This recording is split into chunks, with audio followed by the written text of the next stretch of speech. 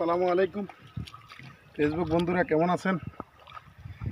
আজকে জুম্মা মোবারক, সবাইকে জুম্মা মোবারক। আসসালামু আলাইকুম।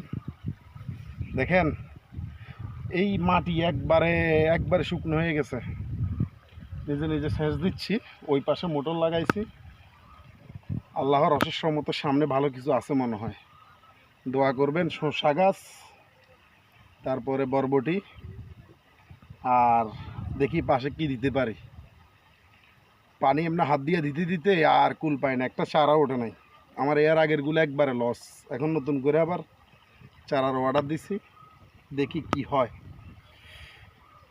রোজা রমজানের দিন তো শক্তি পাচ্ছি না, তবু আলহামদুলিল্লাহ। দেখেন, কষ্টের পরেই সুখ। যদি প্রথমে সুখ পান, কষ্টের উপলব্ধিটা করতে পারবেন না। আর সবচেয়ে বড় কথা হচ্ছে কি, অতি সন্নিকট যারা কষ্টে আছেন, যে লাইনেই আছেন, হোক ফেসবুক হোক অন্য কোনো কাজ, ইনশাল্লাহ সামনে ভালো কিছু আছে অতি শীঘ্রই।